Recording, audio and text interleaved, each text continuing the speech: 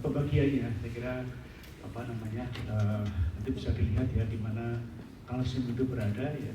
Tapi yang penting yang kita lihat bahwa ekstraseluler dan intraseluler itu meskipun sedikit sekali, di ekstrasel cuma 1,2 milimolar, di intrasel lebih kecil lagi, kurang dari 100 nanomolar. Di intrasel itu ada yang di sitoplasma dan ada di simpanannya di retikulum sarkoplasmikum dan juga di mitokondria. Itu sedikit sekali, cuma berapa? Kurang dari 100 nanomolar, kecil sekali. Tapi justru yang intraseluler ini perannya banyak banget. Banyak sekali peran kalsium yang intraseluler, sekresi hormon, neurotransmitter, second messenger, kontraksi otot dan sebagainya. Macam-macam. Jadi ini hal yang perlu kita lihat nanti dan tidak usah khawatir ya. Nanti di blog-blog berikutnya akan terus dipelajari. Nanti pasti ada ketemu kalsium. Bicara soal kontraksi otot, ketemu kalsium. Nanti atau sudah ya, otot ya. Nanti yang pondok berikutnya untuk neurotransmitter, yaitu ada kalsium juga, ada kanal kalsium di sana. Bagaimana kanal kalsium, kanal natrium, kalium itu berperan kepada baik itu generating impulse maupun nanti juga penghantaran impulse dari satu sel saraf ke sel saraf yang lainnya. Itu dipelajari di sana. Second messenger dari saya sampaikan, ada banyak sekali hormon ya yang diregulasi oleh kalsium sebagai second messengernya, banyak banget kan itu tidak hanya terbatas pada hormon yang bersifat protein ya peptida, tapi juga ada beberapa hormon yang nantinya akan bersifat hidrofobik, itu juga membutuhkan kalsium untuk kerjanya. Banyak sekali. Sekresi hormon nanti kita lihat sedikit. Insulin itu membutuhkan kalsium untuk sekresinya, butuh kalsium. Jadi itu hal yang nanti kita bahas ya. Nanti akan dilihat disturbance-nya, gangguannya seperti apa. Kita paham fisiologinya akan lebih mudah mudah-mudahan nanti memahami patologinya seperti itu. Baik, ini kalsium intrasel. Ya, tadi saya sampaikan tadi bahwa kalsium intrasel itu berasal dari kalsium ekstrasel, karena kan kadarnya lebih tinggi di ekstrasel tadi ya. Di ekstrasel sama intrasel itu lebih tinggi di ekstrasel, sehingga kalsium itu akan masuk secara difusi secara pasif maupun difusi secara dipermudah. Difusi pasif ini, jadi secara pelan-pelan dia akan otomatis berdifusi, perlahan aja melalui perbedaan konsentrasi. Tapi kalau dia dibutuhkan, ya, sel membutuhkan kalsium dalam jumlah besar, maka ada kanalnya, ada salurannya, yang itu mempermudah. Kalau lewat membran itu pelan-pelan masuknya sedikit demi sedikit, tapi ada kanalnya, ada salurannya. Begitu saluran kalsium dibuka, itu kalsium langsung membanjir ya dari luar ke dalam dengan cepat sekali. Kadar kalsium dalam sel itu meningkat dengan cepat sekali ke situ. Ya. Kemudian di dalam sel protein diikat, tidak boleh dia sembarangan ada di mana-mana. Ya. Meskipun sebagian dari bebas, tapi sebagian diikat oleh protein, khususnya kalmodulin. Ada CA-nya dan K itu dari kalanya itu dari kalsium. Ya. Jadi kalmodulin adalah satu protein yang menghelat kalsium di dalam sitoplasma sebagian ya, karena akhirnya tidak semuanya bebas di sana. Tapi ada sebagian yang bebas memang. Dan nanti akan main dengan berbagai struktur yang ada dalam sel tersebut.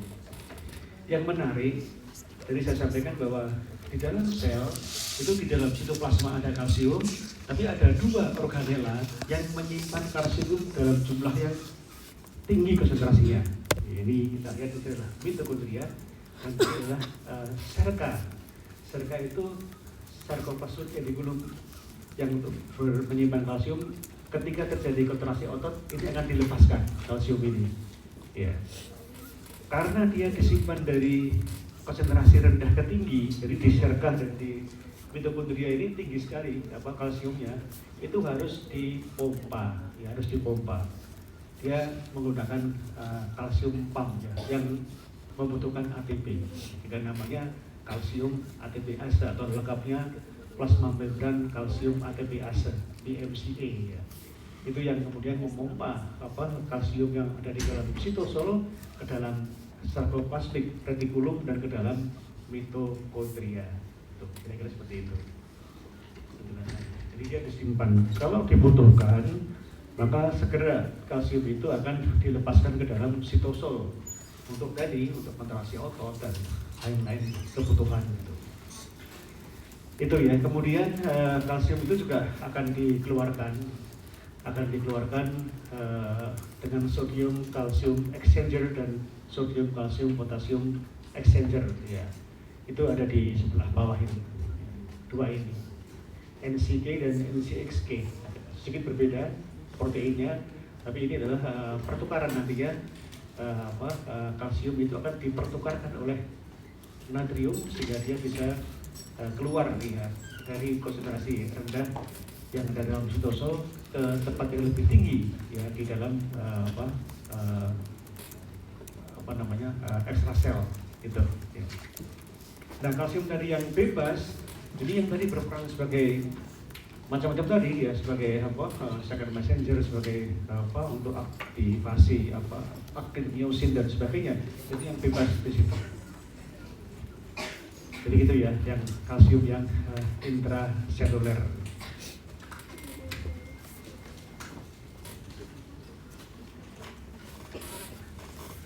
Jadi juga nanti kalsium kita lihat akan berperan pada lipogenesis ya, untuk lipogenik enzim, tapi nanti kita lihat di belakang.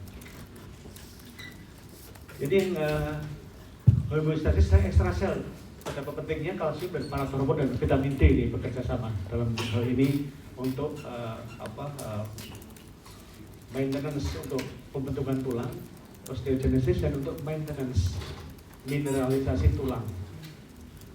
Ya, itu sangat penting, kita lihat di sini ya. Itu diawali dari penurunan kalsium dalam tulang, ya. Kemudian akan disekresi parathyroid hormon atau parathormon, yang kemudian parathormon secara langsung dia akan meningkatkan transport kalsium dari darah ke dalam tulang gitu, ya. Kemudian juga akan menaikkan ini ekspresi dari satu enzim namanya CYP27B1, ini namanya 1-alpha hidroksilase, jadi CYP27B1 ini yang disekresi itu. Nah, enzim ini dia mengaktifkan vitamin D prekursornya 25 hidroksi kolekalsiferol ya, menjadi 1,25 dihidroksi kolekalsiferol vitamin D. Ya, aktif di sini, dan enzim ini dia berperan untuk yang ini FGF, namanya fibroblast growth factor 23. Ini yang faktor pertumbuhan yang berperan betul dalam sintesis, khususnya matriks yang ekstraseluler di dalam tulang ya. Karena kita tulang itu disusun dari serabut-serabut kolagen ya, dan di antara itu diisi dengan mineral itu. Jadi ini sangat penting sekali ya, FGF23 ini untuk sintesis dan juga untuk mempertahankan mineralisasi tulang di sana. Jadi ada satu mekanisme khusus ya, bahwa vitamin D ini juga menaikkan kalsium absorption di dalam intestinal. Saya kira ini mengulang kuliah yang terdahulu. Nah, ada beberapa mekanisme feedback ya, yang intinya kalau sudah cukup maka akan menghambat hormon parathyroid ya, supaya tidak akan disekresi lagi, di stop sekresinya, sehingga proses ini akan berhenti kalau sudah cukup ya, karena kita tetap membutuhkan kalsium untuk hal yang lainnya. Jadi tulang sudah cukup. Dan memang mungkin masih ingat dulu disampaikan bahwa kalsium dalam tulang itu prioritas terakhir ya, terakhir. Jadi kalau ada defisiensi kalsium itu yang pertama dibongkar itu yang di dalam tulang. Yang dipertahankan adalah kalsium ekstraseluler dan kalsium intraseluler.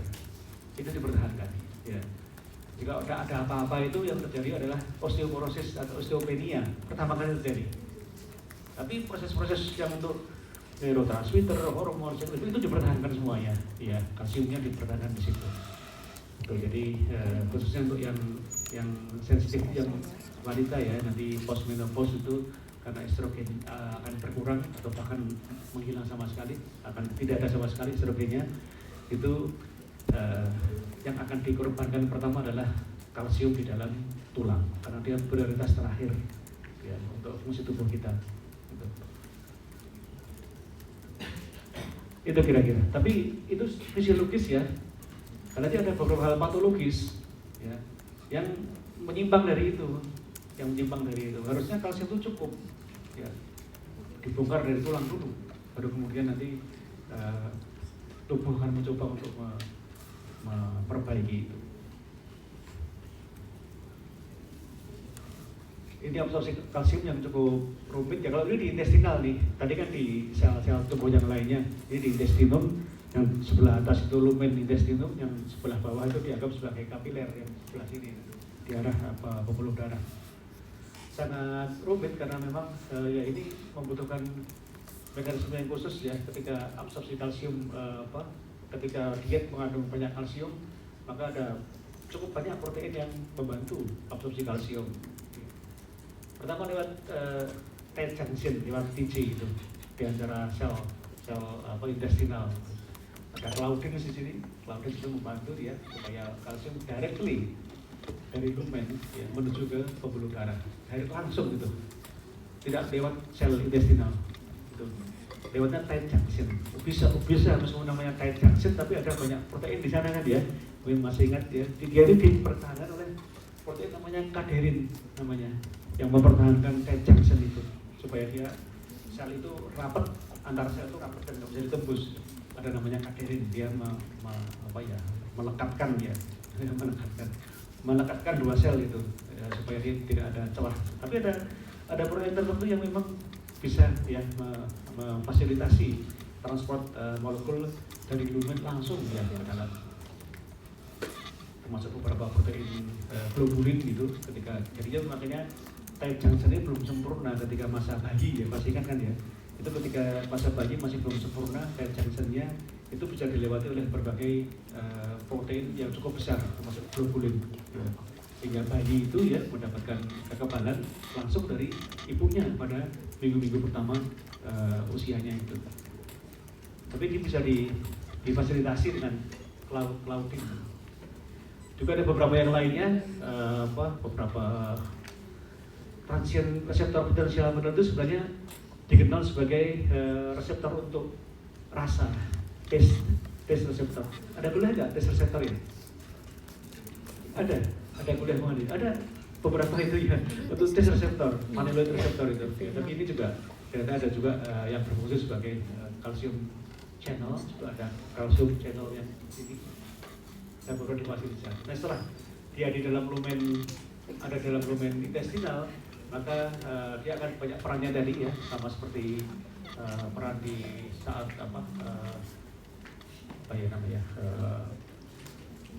sintesis DNA dan sebagainya, itu penting banget ya untuk itu. Kemudian dia juga akan ditransport ke dalam pembuluh darah yang melalui berbagai mekanisme yang ada di bawah ini. Gitu. Ya termasuk nanti vitamin D reseptor ada di sini. Jadi vitamin D reseptor, vitamin D reseptor ini disintesis ya atas perintah dari vitamin D yang ada di dalam, yang diaktifasi ya di dalam intestinum. Diaktif di sini main dengan reseptornya, kemudian ini kompleks hormon reseptor, dia akan mempengaruhi sintesis berbagai protein yang untuk transport kalsium. Jadi vitamin tadi yang di slide sebelumnya ini ya, calcium absorption. Jadi vitamin D ini dia akan berperan pada calcium absorption, penting sekali. Kalau kurang vitamin D, absorptionnya akan berkurang. Dari mana? Dari bahan ini. Dia akan meningkatkan ekspresi berbagai protein yang berperan untuk transport kalsium, gitu. Baik itu protein yang dari transport dari lumen ke sel intestinal maupun dari sel intestinal ke aliran darah. Ini ya, vitamin ini penting sekali. Kalau defisiensi vitamin D ya, ini nggak akan sintesisnya akan berkurang juga gitu. sehingga absorpsi dan juga transport kalsium itu menjadi terhambat di situ. Jadi slide ini menjelaskan sebenarnya ya, menjelaskan proses mengapa kok kalsium absorption itu sangat dipengaruhi oleh vitamin D yang aktif 1,25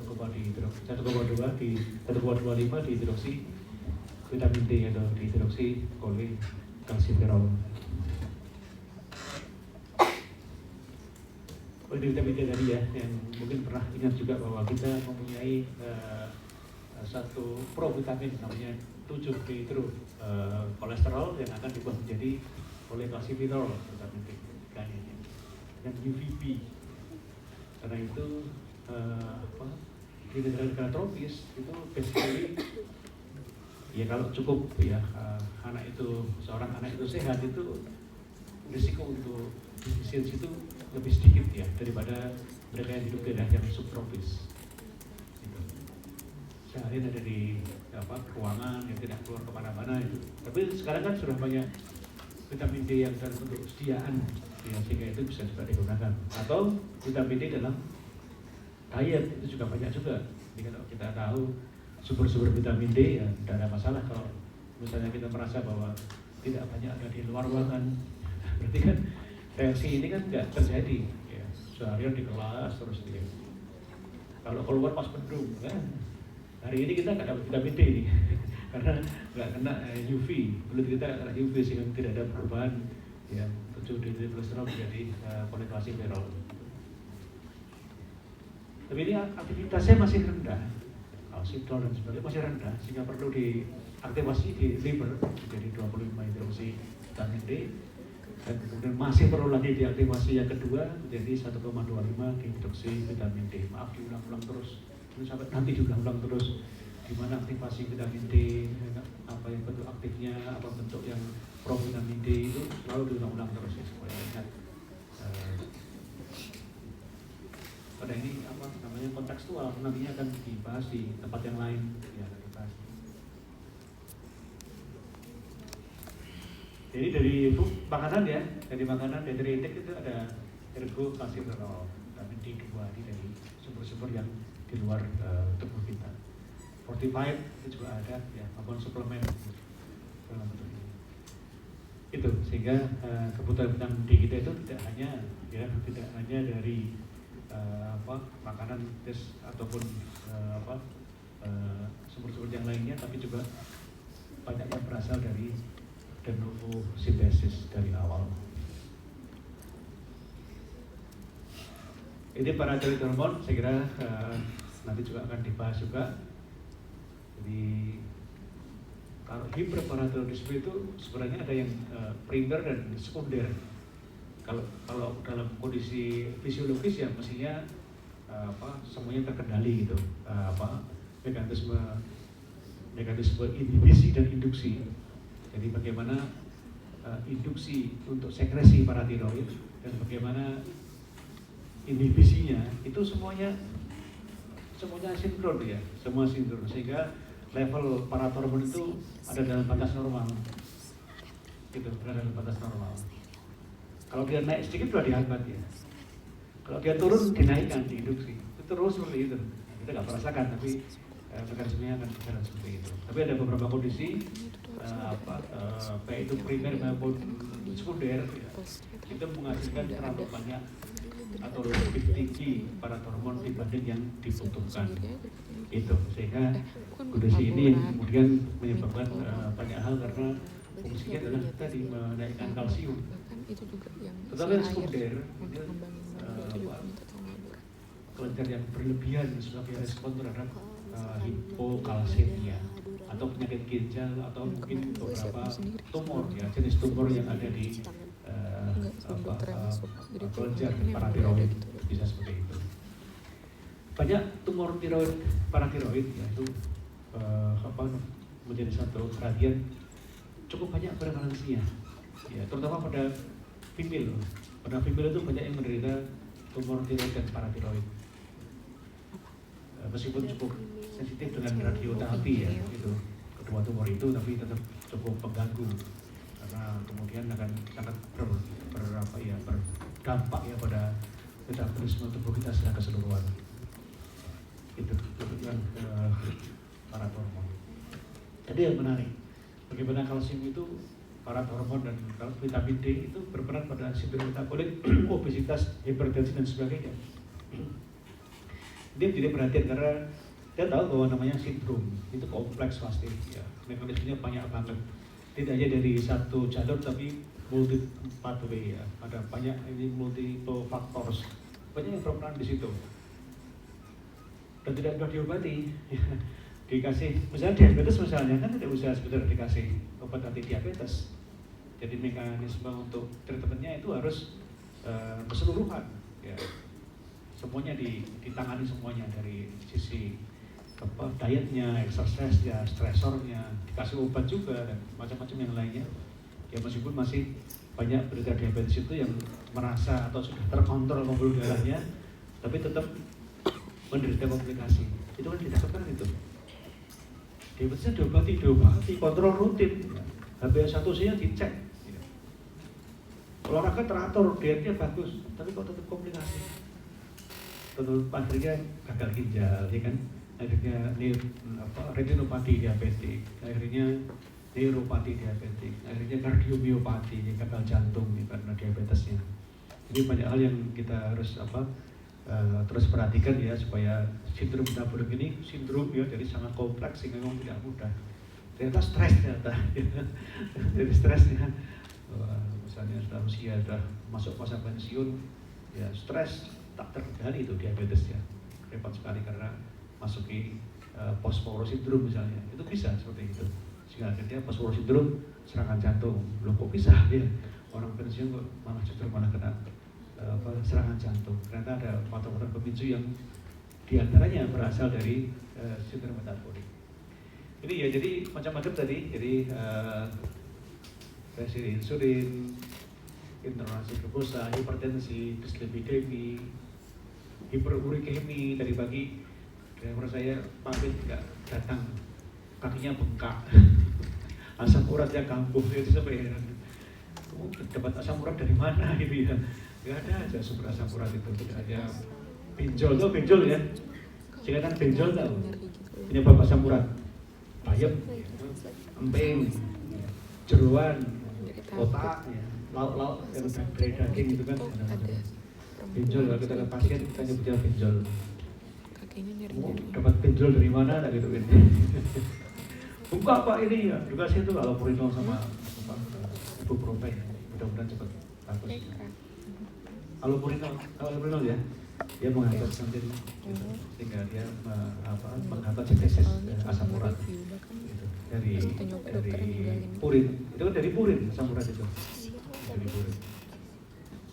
Hiperurikemi juga masuk di situ. Dokter bilang gitu. Jadi ini diatur ya di dalam bentuk yang tertentu sehingga terkendali dengan ketat sekali dan pada tertentu dengan peningkatan berbagai risiko termasuk diabetes, obesitas dan sebagainya. Ini masih mekanismenya tadi ya, karena sangat kompleks sehingga debatable sehingga. Tapi yang penting kalsium itu dalam kondisi yang optimal. Jadi kalau kalsium berapa penting dalam regulasi motor-lipid dan sensibilitas insulin, kita lihat ada seperti apa. Ini bisa sentral, jadi kalsium itu berperan pada regulasi aktivitas enzimnya. Dia menghambat penghambat lipogenesis. Ya. Jadi kalau enzim itu main dengan kalsium, dia menghambat lipogenesis tiga enzim ini. Ya. Asetilkoakan fosfilase, sintase dan transferase, dia menghambat lipogenesis.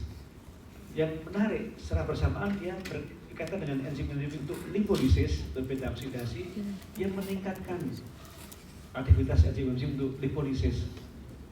Jadi menguntungkan kalau kadar itu cukup. Ya. Dalam banyak penelitian, tidak semua sih ya, beberapa kasus sindrom metabolik itu terjadi karena sedikit defisiensi kalsium.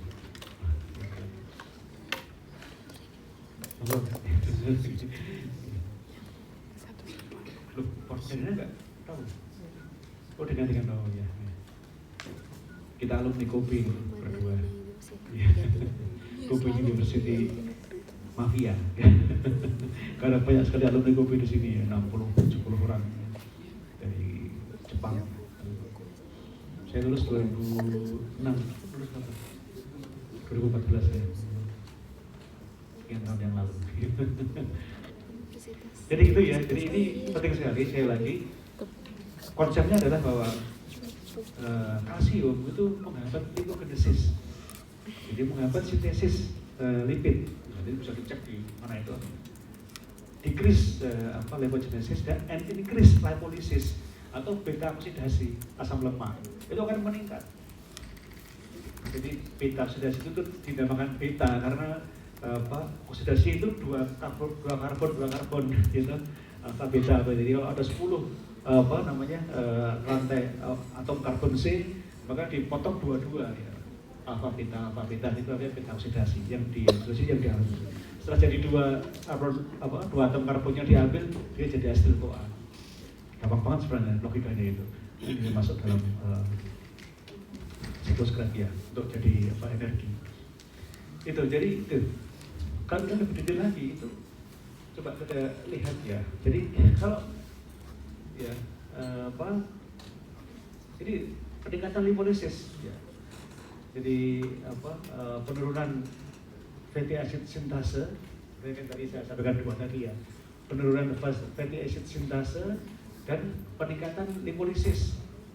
Dua itu yang menjadi kunci. Yang lainnya usah dipikirin ya. Terlalu rumit nanti untuk melihat itu. Tapi kalau ada yang tertarik untuk lebih detail lagi nggak apa-apa. Tapi yang penting bahwa itu penurunan fatty acid sintase enzim dan peningkatan lipolysis. Itu ya, saya kira itu yang ini tadi.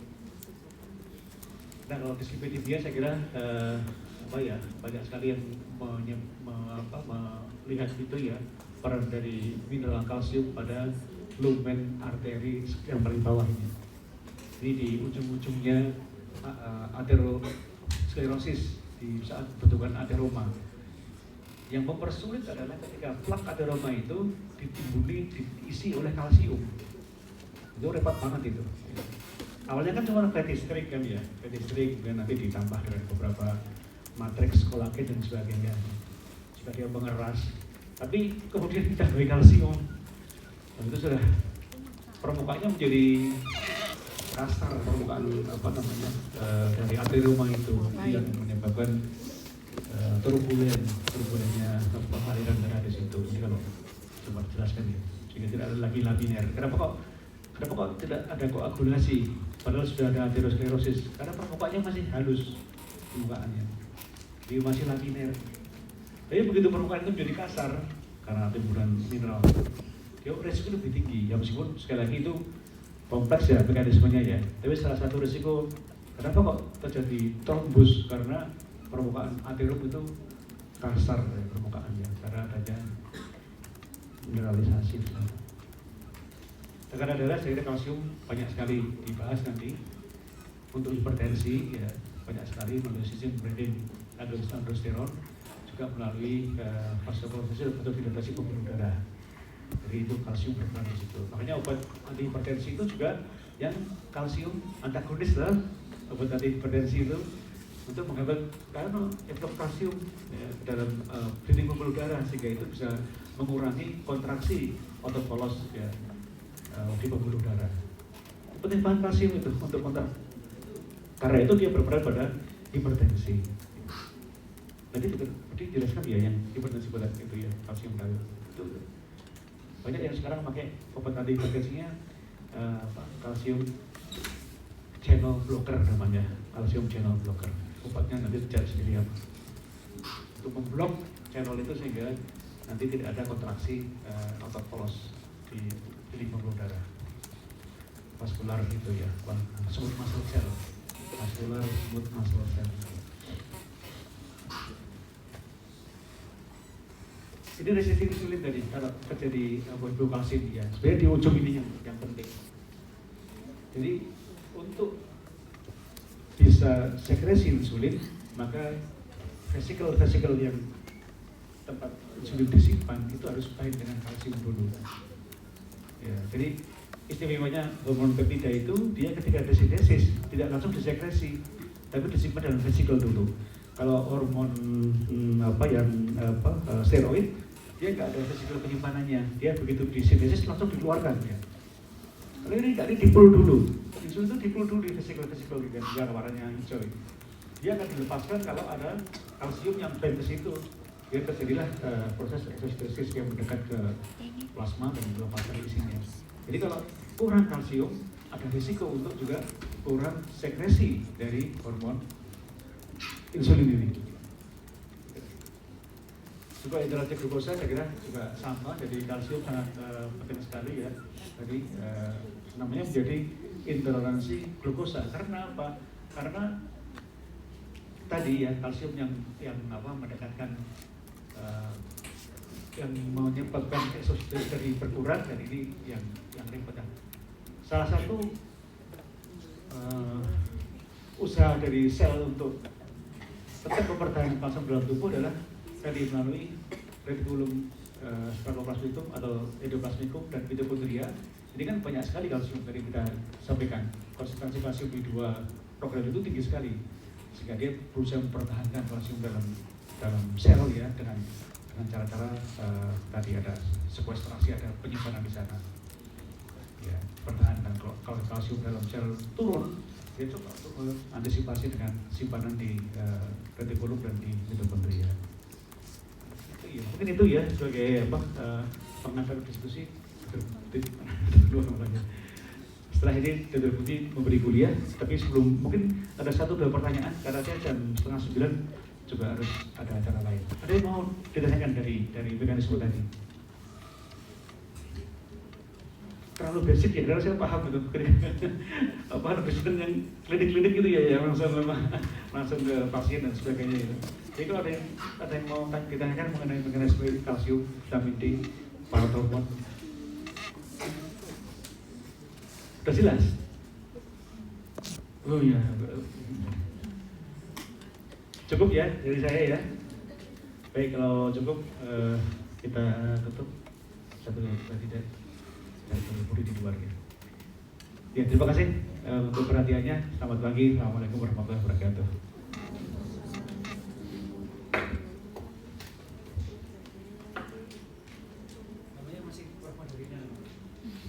Namanya masih perempuan hari dia menggantikan.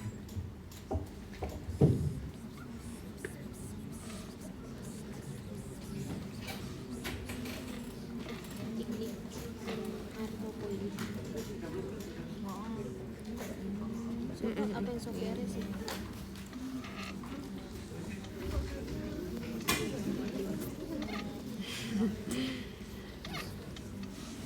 Pengalaman nih. Tapi enak aja sih penjelasannya. Ada satu. Iya. Itu.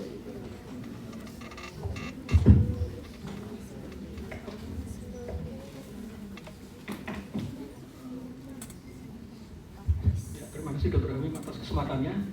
Selamat pagi teman-teman. Ya, sekarang kita akan membicarakan masalah penyakit pada gangguan metabolisme kalsium, vitamin D, serta hormon paratiroid ya. Ini sebenarnya yang membawakan itu Prof. Madarina, tapi karena beliau berhalangan saya gantikan ya, seperti itu. Nah, jadi nanti kalau teman-teman sudah masuk ke klinik ya atau ke rumah sakit pada saat nanti koas, itu teman-teman akan sering menjumpai pasien yang menderita gangguan metabolisme, entah itu kalsium, entah itu vitamin D, entah itu hormon paratiroid ya. Tentu saja yang paling sering terjadi di negara kita itu adalah defisiensi vitamin D, itu yang paling sering. Kalau gangguan metabolisme, metabolisme hormon paratiroid itu ada tapi jumlahnya tidak banyak ya. Nah, ilustrasi kasusnya itu seperti ini. Misalnya ada seorang anak dibawa ke UGD ya. Biasa ya, kalau dibawa ke UGD itu kan salah satu keluarnya itu yang paling sering itu adalah kejang. Ya, di mana kejang itu penyebabnya banyak sekali. Ya, antara lain adalah ini ya. Jadi pada waktu datang ke UGD dicari nih apa penyebabnya, kenapa kok pasien itu bisa kejang. Nah, ternyata biasa ya, nanti kalau kalian di UGD kalau ada pasien kejang itu hentikan kejangnya dulu, setelah itu baru dicari penyebabnya kira-kira apa. ya, apakah ada perdarahan di otaknya, ataukah karena hipoglikemia, ya, ataukah karena gangguan karena imbalance elektrolit atau kadar elektrolitnya itu tidak normal. Nah, di ilustrasi ini pada contoh ini ya, ternyata ditemukan kadar kalsiumnya itu ternyata rendah ya, 0,7 mmol per liter, normalnya 1,2-1,4. Nah, ini kemungkinan besar penyebabnya adalah karena kadar kalsiumnya rendah. Nah, permasalahannya kadar kalsium rendah itu sebabnya apa? Ya, seperti itu. Nah, kemudian yang ilustrasi yang kedua ya, anak usia 7 tahun ya dibawa ke poliklinik anak karena kakinya bengkok ya.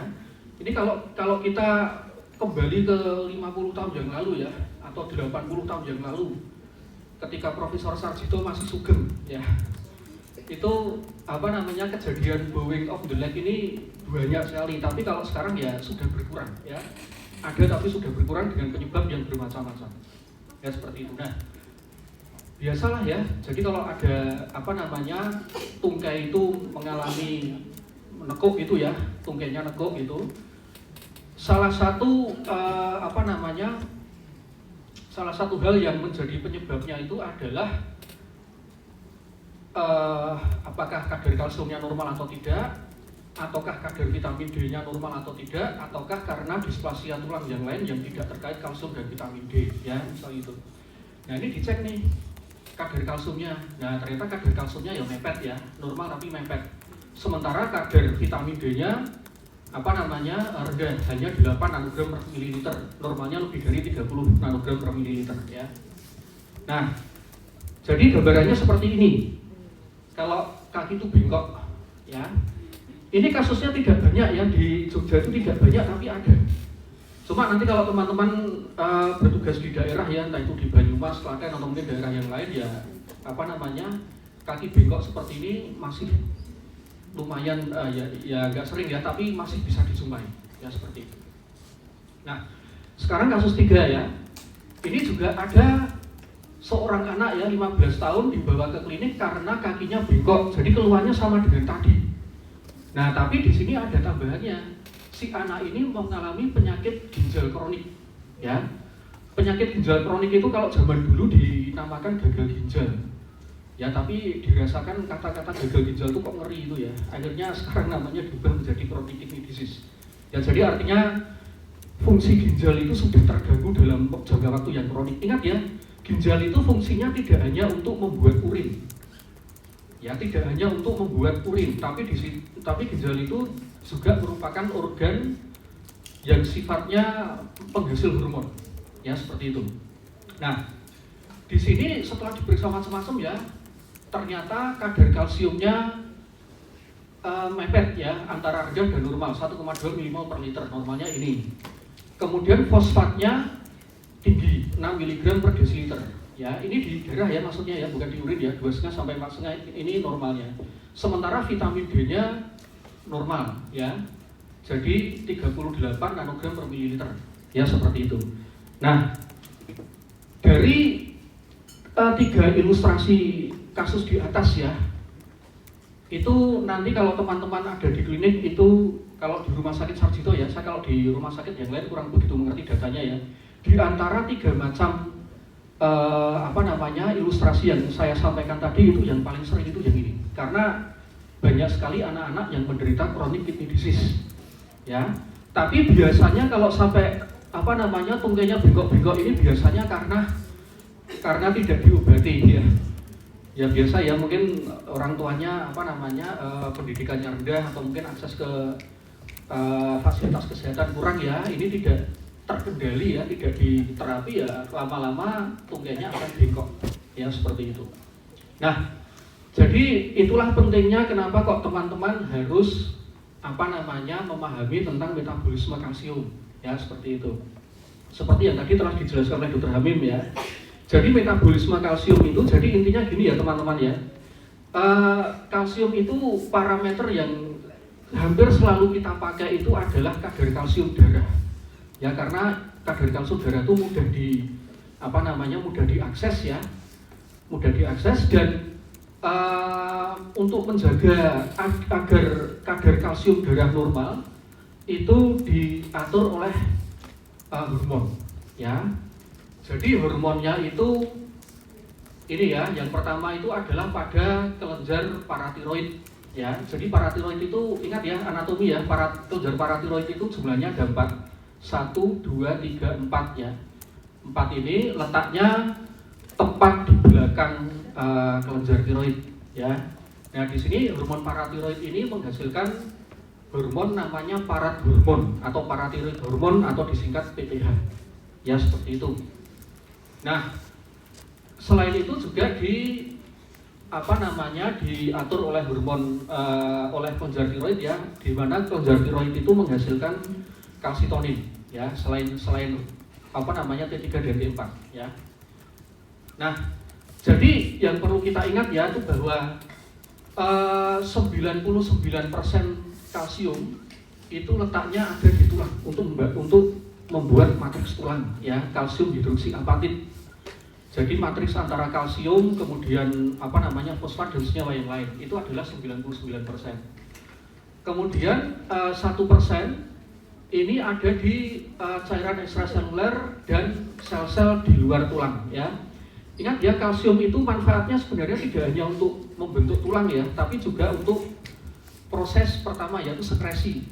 Jadi misalnya kan banyak ya sel-sel tubuh kita itu yang mensekresi hormon lah, mensekresi neurotransmitter dan sebagainya. Jadi ketika proses sekresi itu akan terjadi ya, maka yang diperlukan untuk memacu sekresi itu adalah ion kalsium, ya, termasuk sekresi insulin, ya, seperti yang tadi telah dijelaskan Dr. Amin, ya. Nah, selain itu kalsium juga digunakan untuk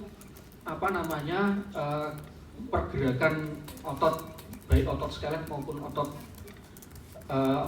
polos maupun otot jantung.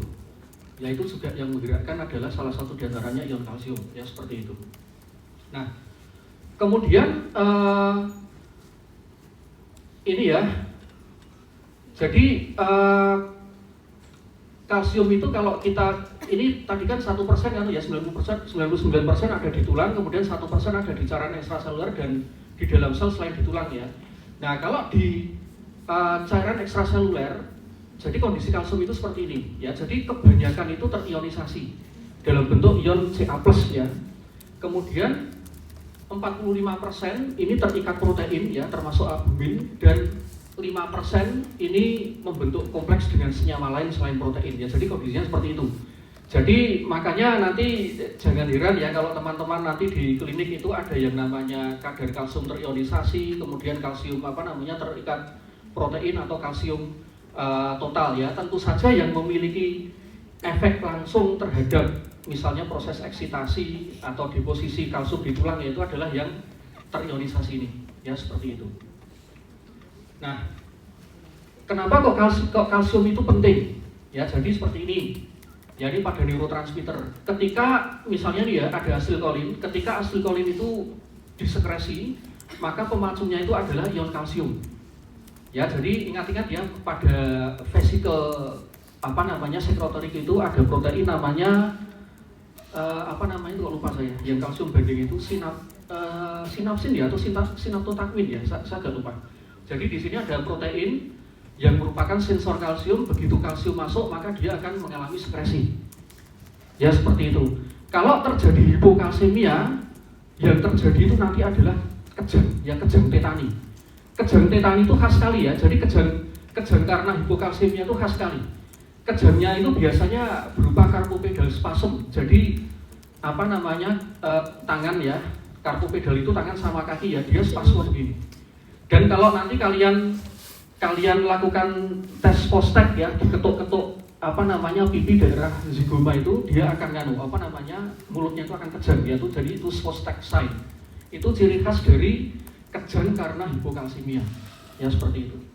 Nah, kalsium juga ini ya digunakan untuk kontraksi otot, ya, baik otot skelet maupun otot polos maupun otot jantung, ya. Nah, ini juga sama ya, otot jantung ya membutuhkan kalsium. Nah, jadi di sini fungsi kalsium seperti ini ya, untuk reaksi enzimatik, untuk termasuk signaling cascade dan menjaga potensial membran, ya, seperti itu. Nah, kalau dia itu berada dalam bentuk kristal, ya, kristal hidroksiapatit, dia digunakan untuk membentuk tulang dan gigi. Nah, sekarang gini ya, kalau teman-teman mempelajari misalnya nanti di klinik ya, melihat loh kok ada pasien seperti yang contoh 3 ilustrasi kasus tadi ya, maka teman-teman ya, maka kita harus selalu ingat-ingat masalah ini ya. Jadi masalah hormon paratiroid dan masalah kalsitonin ya, seperti itu. Nah sekarang gini, misalnya ada seorang anak kejang ya, tetani, atau katakanlah kakinya bengkok misalnya gitu ya, yang salah satu aja ya tetani ya. Kalau kaki sampai bengkok itu kan biasanya udah kronis ya.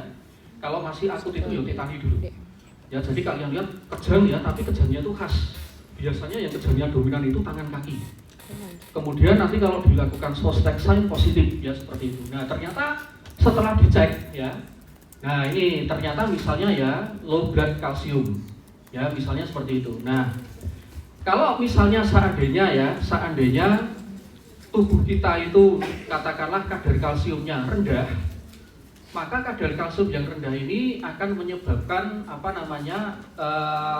kelenjar paratiroid kita mensekresikan hormon paratiroid atau parathormon ya, dulu namanya parathormon ya, atau disingkat PTH. Nah ingat ya, PTH itu targetnya ada di 2 tempat ya, yaitu yang pertama di tulang itu sendiri, yang kedua adalah di ginjal ya, seperti itu. Ingat ya teman-teman, kalau misalnya tubuh kita itu mengalami hipokalsemia, maka tubuh kita itu akan mengorbankan tulang ya, akan mengorbankan tulang. Kenapa? Karena tubuh kita itu butuh kalsium untuk proses eksitasi dan menggerakkan otot, termasuk otot jantung ya. Ini jawaban teleologis ya, jawaban teleologis itu jawaban berdasarkan manfaat ya, seperti itu. Nah kalau kadarnya itu turun ini, maka yang terjadi nanti paratiroid hormon itu akan merubah kalsium di tulang ya. Jadi dengan cara menstimulasi kerjanya osteoklas ya, sehingga kadar kalsiumnya ini akan kalsiumnya dari tulang ini akan dikeluarkan ke darah untuk menjaga supaya kadar kalsium tetap normal ya, seperti itu ya. Tentu saja kalau seperti ini kronis ya, kalau dalam kondisi akut ya kejang orangnya ya, seperti itu. Tapi kalau ini kondisinya kronik, nah ini hipokalsemia dalam kondisi kronis itu tulangnya akan keropos ya. Nah kalau tulang yang keropos itu ada di femur atau ada di tibia, maka nanti femur dan tibianya akan bengkok. Karena apa? Karena menanggung beban badan ya, bukan menanggung utang negara ya, tapi menanggung beban badan ya, seperti itu. Nanti menanggung utang kereta bus ya, enggak ya, maksudnya menanggung beban badan kita, maka akan bengkok ya. Kenapa kok sampai bengkok seperti itu ya? Karena kalsium itu digunakan untuk kadar kalsium darah itu dijaga supaya tetap normal, supaya sel-sel tubuh kita tetap bisa tereksitasi, tetap bisa melakukan sekresi, dan otot jantung tetap bisa bergerak ya. Maka ini dijaga dengan ketat supaya kalsium normal. Nah tadi ya, paratiroid hormon itu efeknya juga ada di ginjal ya. Jadi yang pertama dia memiliki efek langsung ya. Jadi menurunkan kadar kalsium pada urin, dengan kata lain meningkatkan retensi kalsium ya. Bisa dimengerti ya. Jadi kalsium yang keluar lewat glomerulus, kemudian ke simpaiboman, kemudian ke tubulus proximalis, nah itu di tubulus itu akan direabsorpsi oleh paratiroid hormon ini ya, seperti itu. Nah selain reabsorpsi langsung, paratiroid hormon ini juga mengaktifkan vitamin D, pastikan vitamin D ya. Vitamin D itu kan kalau kita mendapatkan dari makanan kan belum aktif ya. Kemudian diaktifkan pertama di liver, kemudian baru ke ginjal. Menjadi 125 dihidroksikalsiferol ya. Jadi di ginjal itu proses pengubahan provitamin D menjadi 125 dihidroksikalsiferol atau vitamin D3 aktif itu dipacu oleh paratiroid hormon ya, seperti itu. Nah inilah sebabnya kenapa nanti kalau teman-teman di stase anak atau penyakit dalam ya, kalau ada seorang anak itu menderita penyakit ginjal kronis, atau mungkin kalau kalian pernah menjumpai pasien dengan penyakit ginjal kronis ya, salah satu terapinya itu adalah kalsitriol ya. Kalsitriol itu nama lain dari 125 dihidroksikalsiferol, nama lain dari vitamin D3 aktif ya. Nah zaman sekarang karena pasien-pasien penyakit ginjal kronis itu sudah diterapi dengan kalsitriol ini, ya yang kakinya sampai bengkok jarang, ya. Yang sampai bengkok jarang. Kalau sampai kakinya bengkok, kalau penderita penyakit ginjal kronis sampai kakinya bengkok itu ya biasanya karena tidak diterapi dengan kalsitriol, ya, atau vitamin D3 aktif. Nah, di sini teman-teman harus ingat ya bahwa vitamin D3 aktif itu efeknya nanti ke ke usus, ya. Jadi meningkatkan absorpsi dari kalsium, ya. Nah, kombinasi dari ini dan ini itu harapannya, ya, harapan tubuh kita itu kadar kalsiumnya tetap normal, ya, seperti itu. Nah, kalau misalnya kadar kalsium itu sudah normal, ya, seandainya sudah normal, ya, maka kalsium ini nanti akan menghambat, ya, melakukan feedback negatif ke kelenjar paratiroid untuk menghambat sekresi, sebenarnya bukan menghambat, ya menghambat, ya, mengendalikan, maksudnya mengendalikan sekresi PTH, ya, bisa dimengerti, ya. Nah, tapi tentu saja ini adalah respon normal tubuh kita. Tapi kalau misalnya kita nanti menjumpai, loh, kok ternyata kok kadar kalsiumnya itu rendah, yo jangan dibiarkan saja, ya. Jadi kompensasi misalnya gini, ya, paratiroid hormon, ya, ini kan kompensasi terhadap kadar kalsium rendah itu kan merubah tulang, ya. Nanti kalau kita menjumpai pasien hipokalsiumnya kok kita diamkan saja, yo nanti lama-lama tulangnya ini proposnya banyak sekali, ya, seperti itu, bisa dimengerti, ya. Maka kita harus melakukan intervensi. Intervensinya itu macam-macam. Apakah dengan cara memberikan asupan kalsium, apakah dengan cara memberikan vitamin D sehingga kadarnya menjadi banyak dan reabsorpsinya meningkat, itu harus kita lakukan, ya, seperti itu.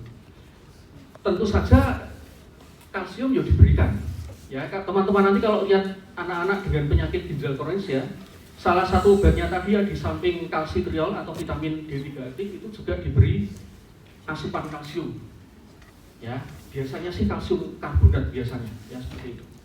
Nah, bagaimana kalau seandainya kadar kalsium darah kita itu tinggi? Kalau kadar kalsium tinggi itu jarang, ya, lebih banyak yang kadar kalsiumnya rendah. Seandainya kadar kalsium tinggi, maka nanti yang disekresi bukan PTH. Tentu saja PTH-nya terhambat, ya, karena kadar kalsium ini akan mengendalikan menghambat sekresi PTH. Nah, ketika kadar kalsium tinggi itu nanti yang akan pacu sekresinya adalah kelenjar tiroid untuk mensekresi kalsitonin. Ingat, ya, kelenjar tiroid itu tidak hanya menghasilkan T3 dan T4, ya, tapi juga menghasilkan kalsitonin. Yang menghasilkan kalsitonin sel yang mana kalau pada kelenjar tiroid? Mana? Bukan koloid. Ya, kalau yang ada koloidnya itu yang menghasilkan T3 dan T4, sel apa? Itu di interstisil, ya. Saya lupa namanya sel C atau apalah gitu, ya, pokoknya di interstisil, ya. Di interstisil itu ada sel yang digunakan untuk menghasilkan hormon kalsitonin. Ini juga sama, ya, targetnya itu sama dengan PTH, ya, yaitu di tulang sama ginjal. Cuma ini efeknya kebalikan. Kalau kalsitonin ini kalau berada di tulang, ya, ingat, ya, tubuh kita itu yang dijaga kadar kalsiumnya itu adalah kadar kalsium cairan ekstraseluler, entah darah entah interstisil, ya. Jadi yang selalu diintervensi itu adalah tulang dan ginjal. Ya, kalau perlu tulang dikorbankan, ya, tapi ya jangan sampai kita mengorbankan tulang, ya, karena kalau tulang dikorbankan, kalau sudah bengkok, ya sudah bengkok, ya, seperti itu. Jadi nggak bisa diluruskan, susah. Ya bisa sih bisa, ya, tapi nggak sempurna. Nah, cuma kalau misalnya kadar kalsiumnya tinggi, maka nanti yang terjadi itu adalah tulang ini itu perombakan tulang akan dihambat, ya, menghambat osteoklas dan menghambat osteoklas, ya. Kalau paratiroid hormon itu mengaktifkannya. Ketika ini dihambat, maka perombakan kalsium akan berkurang, ya, seperti itu. Perombakan kalsium akan berkurang. Nah, kemudian di ginjal ini kalsitonin juga berefek di ginjal. Ini fungsinya adalah menghambat reabsorpsi kalsium. Jadi efeknya berlawanan dengan paratiroid hormon. Tapi untuk kalsitonin ini tidak memiliki efek ke metabolisme vitamin D. Tidak ada efeknya. Ya, jadi efeknya hanya ke tulang sama ginjal tapi tidak terkait vitamin D. Nah, di sini kalau kalsiumnya itu dihambat perombakannya, ya, tulang, kemudian kalsium di sini ditingkatkan reabsorpsinya. Dihambat reabsorpsinya, maka nanti harapannya adalah kadar kalsiumnya ini kembali normal. Ya, seperti itu. Ya, tentu saja kalau kita melihat ada orang hiperkalsemia, ya kita juga perlu untuk menurunkan asupan kalsium. Ya seperti itu, bisa dimengerti ya? Nah, untuk masalah kalsium itu yang paling ngeri itu seperti ini ya teman-teman ya. Saya nggak tahu ya sekarang ada iklannya nggak ya. Dulu ya zaman saya masih mahasiswa ya, ketika saya masih menjadi muridnya Dr. Hamim ya dulu, itu di televisi itu ada iklan begini. Ngerti bandeng presto ya? Bandeng presto itu kan bandeng diberi tekanan tinggi sehingga tulangnya kan bisa dimakan kan gitu ya. It's okay itu nggak apa-apa. Tapi ada pula iklan ya yang dipres itu adalah ayam. Ayam di presto gitu sehingga tulangnya bisa dimakan, ya kan seperti itu. Nah sekarang pertanyaannya, makan tulang ayam itu aman nggak? Nanti kalau kalian makan ayam presto itu ya, kalau bandeng presto sih nggak apa-apa, tulangnya cuma sedikit. Tapi kalau ayam presto tulangnya kalian makan itu kalian nanti bisa hiperkalsemia. Ya itu berbeda bahayanya. Saya nggak ngerti ya apakah iklan itu masih ada atau sekarang masih ada atau tidak, saya nggak ngerti ya, karena saya udah hampir nggak pernah nonton televisi ya. Tapi zaman dulu ada. Itu bahayanya bisa menyebabkan hiperkalsemia, hati-hati ya. Nah, ini kasus yang tadi ya. Jadi anak ini tadi ya, jadi datang ke dibawa ke emergency room ya karena kejang. Setelah dicek, oh ternyata kadar kalsiumnya rendah ya, hanya 0,7 mmol per liter. Nah, kadar kalsium rendah itu, nah ini ya.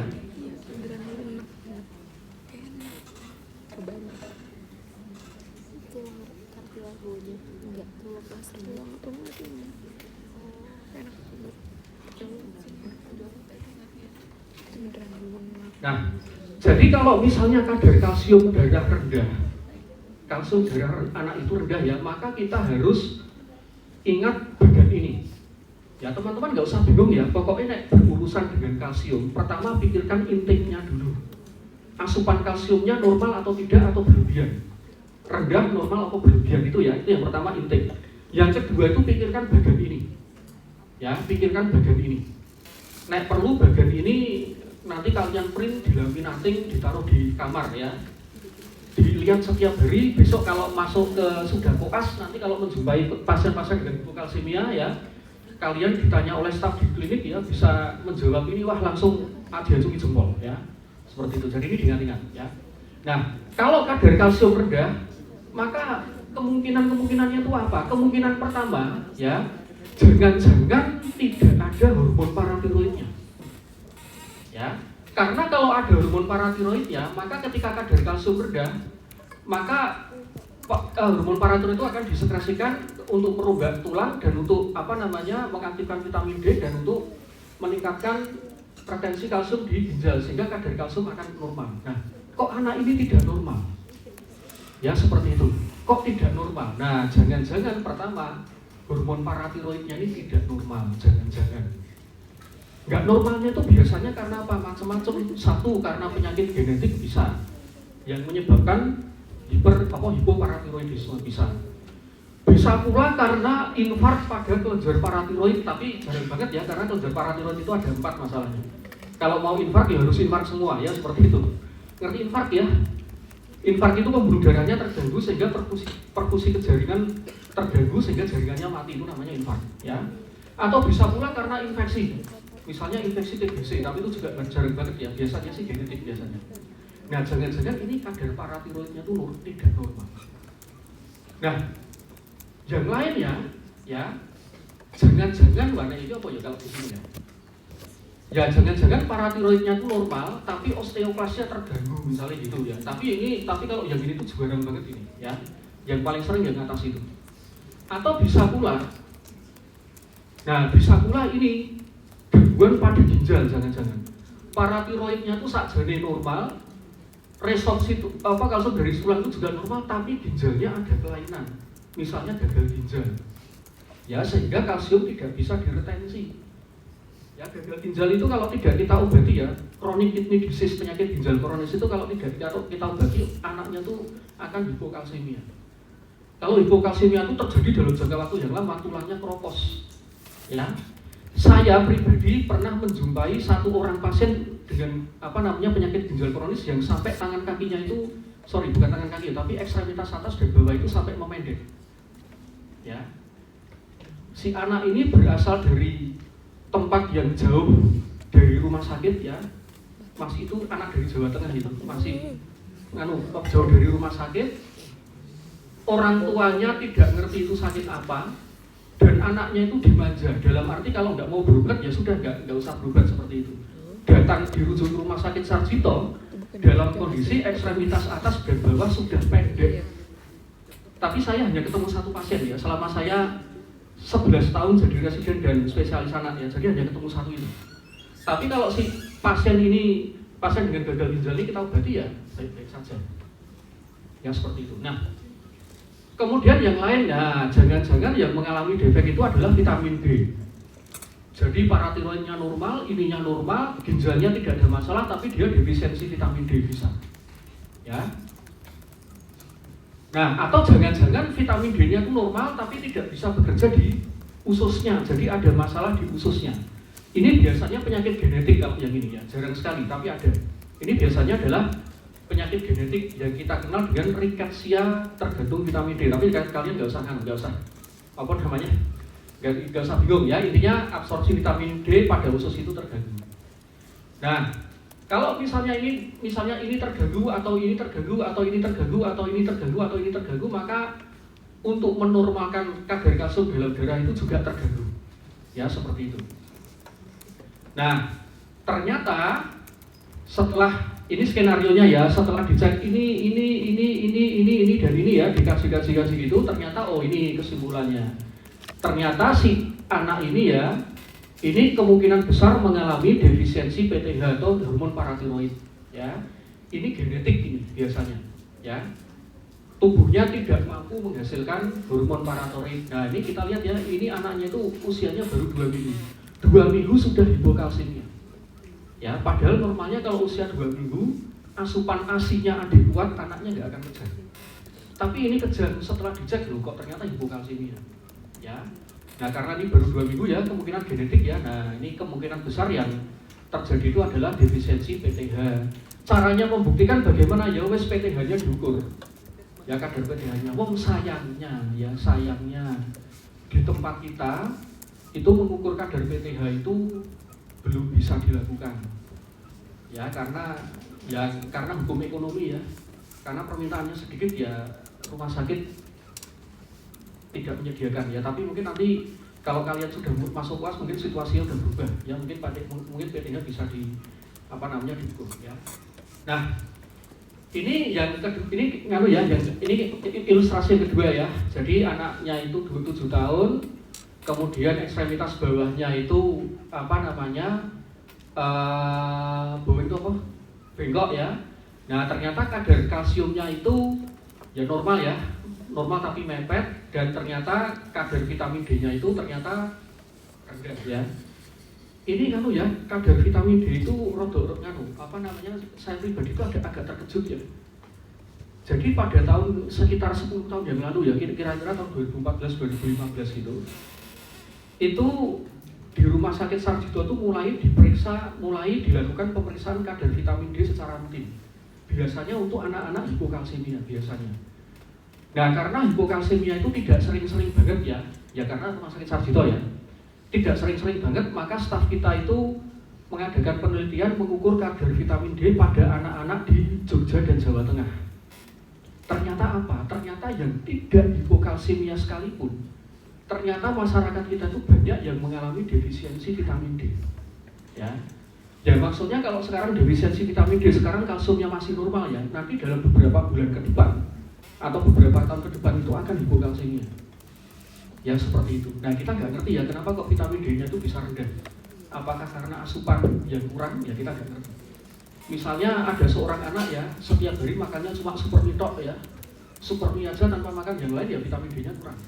Meskipun sinar matahari di negara kita melimpah ya. Kalau di negara Inggris sana ya zaman dulu ya, sebelum diketahui bahwa untuk menjadikan vitamin D yang dari makanan menjadi provitamin D itu butuh fotokimia dari sinar matahari ya. Di Inggris itu dulu banyak orang yang mengalami rickettsia, tulangnya bengkok karena kekurangan vitamin D. Tapi begitu mereka ngerti bahwa ternyata sinar matahari diperlukan untuk proses fotokimia pembentukan provitamin D, ya akhirnya angka kejadian rickettsia berkurang ya. Tapi kalau di negara kita meskipun sinar matahari itu melimpah, ternyata kadar vitamin D pada tubuh kebanyakan anak-anak itu kok ternyata rendah. Ya, sebabnya kenapa ya? Sebabnya ya kemungkinan besar itu karena asupan makanan. Ya, jadi tidak bisa dipungkiri ya. Orang-orang Inggris itu kan makanannya daging ya. Kalau orang Indonesia makanannya apa banyak? Kebanyakan makanannya tempe. Ya tempe itu bagus untuk tempe itu enggak mayoritas ya. Mayoritas apa? Ya wis pokoknya mayoritas ya sayur ya. Ya, jadi ya ini hanya apa namanya dugaan ya. Jadi jangan-jangan rendahnya vitamin D itu karena memang orang Indonesia itu jarang sekali yang setiap hari makan daging ya. Karena pertama harga daging itu mahal. Ya. Yang kedua itu apa ya? Ya banyak makanan tradisional kita yang tidak mengandung daging ya. Contohnya gudeg ya. Gudeg itu kan nggak ada daging ya, cuma daging ayam ya. Yaitu daging ayam aja udah direbus berkali-kali ya, vitamin D-nya rusak ya. Makan gudeg itu nggak apa-apa loh ya, saya nggak melarang makan gudeg ya, tapi makan gudeg plus makan yang lain ya. Jadi supaya vitaminnya tidak kurang ya. Nah, jadi yang namanya tulang bengkok itu seperti ini. Kenapa kok tulang itu bengkok? Pertama karena kadar kalsiumnya berkurang ya, sehingga tulangnya lemah. Terus tulang ini menyangga beban tubuh kita, sehingga tulang ini akan bengkok. Ya, bisa dimengerti ya. Nah, jadi bone remodeling ini seperti ini ya teman-teman ya. Jadi yang namanya tulang itu akan terjadi keseimbangan antara merombak dan membentuk. Ya, selalu terjadi keseimbangan seperti itu. Antara merombak dan membentuk ini tujuannya apa? Satu, itu adalah proses regenerasi. Jadi tubuh kita itu akan selalu melakukan regenerasi terus, ya. Jadi ketika tulang ini dilakukan regenerasi, maka kalsiumnya itu yang lama itu akan dibuang lewat air kencing. Sementara asupan kalsium yang kita makan dari makanan itu akan dideposisi ke dalam tulang. Ya, itu tujuan pertama, yaitu apa namanya untuk remodeling. Tujuan kedua proses perombakan dan pembentukan tulang itu adalah menjaga supaya kadar kalsium darah tetap normal. Ya, kalau kadar kalsium darah kita itu kok ternyata turun, maka paratiroid hormon itu akan memacu osteoklas untuk merubah tulang. Dalam tanda petik tulang akan dikorbankan. Ya seperti itu. Lebih baik mengorbankan tulang daripada mengorbankan kadar kalsium darah. Ya, jadi prinsipnya seperti itu. Ya. Nah, jadi tulang itu ini ya. Tentu saja ketika tulang itu tumbuh ya, jadi tumbuhnya itu seperti ini ya, jadi mulainya dari kartilago, ya seperti itu. Kemudian untuk membentuk tulang itu di sini ya, growth-nya itu, jadi tumbuhnya itu kan ke sana, memanjang terus ya.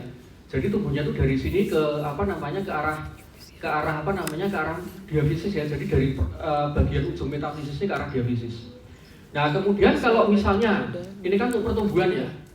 Kalau misalnya terjadi perubakan tulang, resorpsi tulang misalnya karena hipokalsemia itu, maka yang terjadi itu adalah di sini. Jadi di daerah diafisis sama metafisis, ya, bukan di epifisisnya, ya seperti itu. Nah, ini apa ya ini ya? Oh ini yang tadi ya, defisiensi vitamin D. Jadi gini ya teman-teman ya. Jadi vitamin D ini diperlukan. Ingat ya, fungsinya vitamin D itu apa? Vitamin D itu fungsinya adalah meningkatkan absorpsi kalsium dari usus. Jadi kalau kalian itu kekurangan vitamin D, maka meskipun kalian makan banyak kalsium ya, misalnya makan daging gitu, maka kalsium itu tidak akan banyak diserap karena nggak ada vitamin D-nya. Ya, bisa dimengerti ya. Nah, vitamin D itu, vitamin D yang tidak aktif kita dapatkan dari makanan. Ya, kemudian lewat proses fotokimia di kulit ya, fotokimianya itu dari sinar matahari, maka vitamin D yang provitamin D tadi menjadi provitamin D. Kemudian provitamin D itu nanti akan dimetabolisme di hati dulu. Ya, menjadi provitamin D berikutnya ya. Kemudian dari hati maka akan dimetabolisme di ginjal ini menjadi vitamin D3 aktif atau 125 dihidroksikolkalsinerol atau nama lainnya kalsitriol ya. Nah, vitamin D ini ada efek yang unik ya teman-teman ya. Kalau kalian lihat buku biokimia ya, yang namanya vitamin itu hampir semuanya adalah koenzim. Ya enggak? Hampir semuanya koenzim. Kecuali dua, apa? Vitamin D sama vitamin A.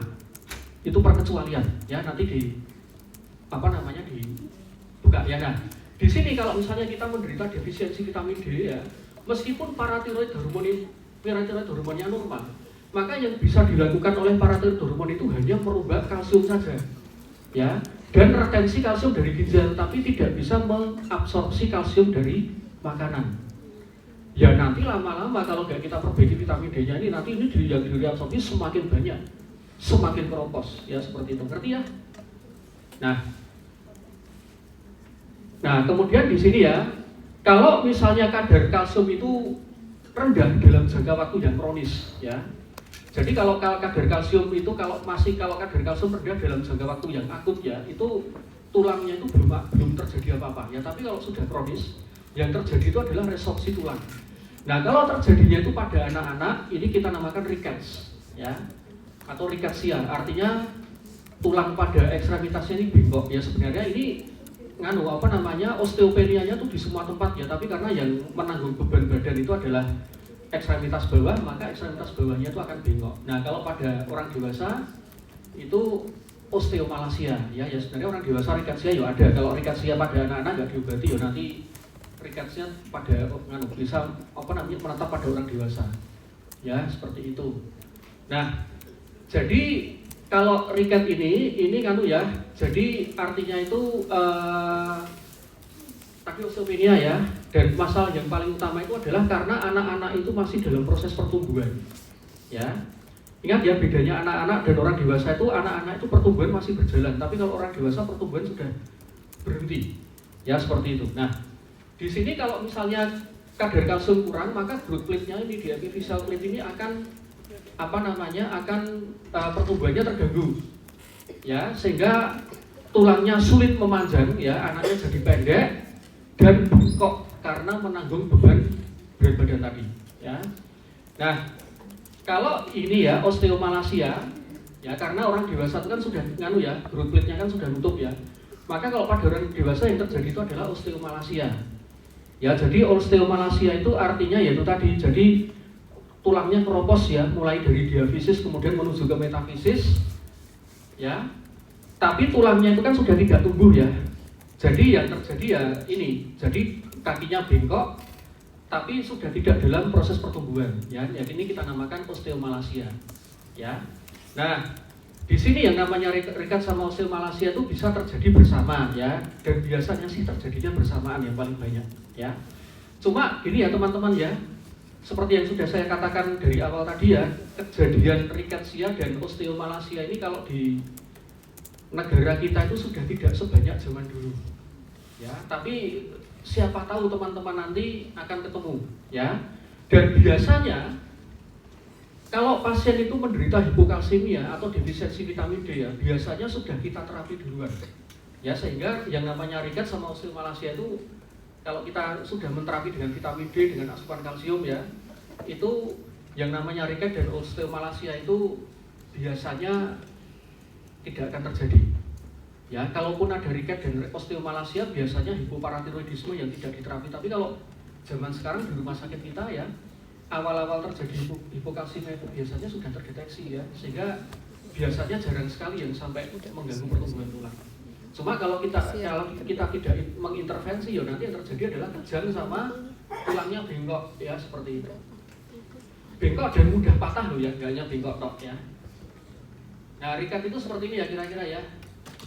Jadi ricket ini sebenarnya ricket itu bukan singkatan ya teman-teman ya, tapi ya ini ada kalau nama yang dibuat singkatan itu namanya lupa saya. Kalau dalam bahasa Jawa itu namanya krotoboso ya.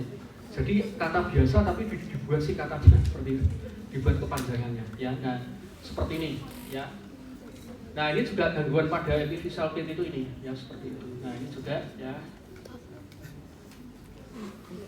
Nah, sekarang sedikit vitamin D ya. Jadi vitamin D itu metabolismenya seperti ini ya. Fungsinya adalah meningkatkan resorpsi kalsium pada usus ya. Kemudian kita harus ingat ya, untuk membentuk vitamin D yang sempurna harus kita membutuhkan cahaya matahari untuk proses fotokimia. Ya. Jadi mengubah 7-dehidrokolesterol kita dapatnya dari mana? Ini dari makanan ya, kita nggak bisa membuat sendiri, ini dari makanan. yang paling banyak itu ya sayuran juga ada sih ya, daging juga ada ya. Nah kemudian nanti di kulit akan diubah menjadi kolekalsiferol, kemudian di hati menuju ke hati diubah jadi ini, kemudian di ginjal ya dengan pacuan dari PTH akan diubah menjadi vitamin D3 aktif ya.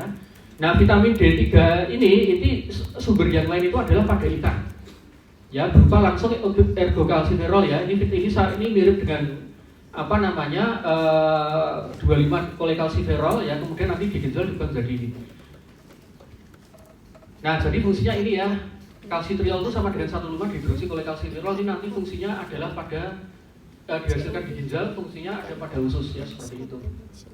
Ya ini nanti baca sendiri ya. Ini bagaimana caranya berjemur di sinar matahari ya, seperti itu. Ya saya pikir ini aja materi dari saya. Berikutnya dari Dr. Sofi. Sebelumnya ada pertanyaan nggak? Kenapa? Kasus nomor 3 sih, tadi kasus nomor 3 itu apa ya? Kok lali ya malah? Apa? Masih sama kelas 2 bengkok juga. Fosfatnya tinggi. Oh ya, itu jadi itu pada pada CKD ya. Jadi CKD itu chronic kidney disease. Ada penyakit ginjal kronis ya, dulu namanya gagal ginjal. Nah, yang namanya ginjal ya, itu dia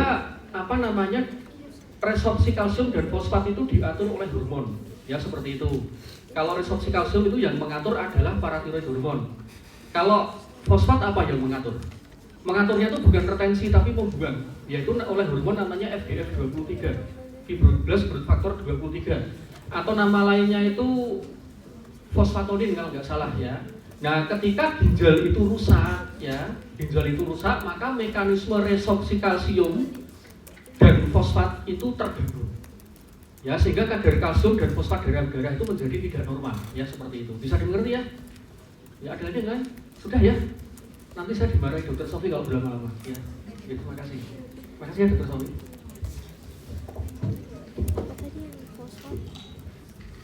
Selamat pagi teman-teman, semoga masih bisa konsen ya. Ini materi ketiga.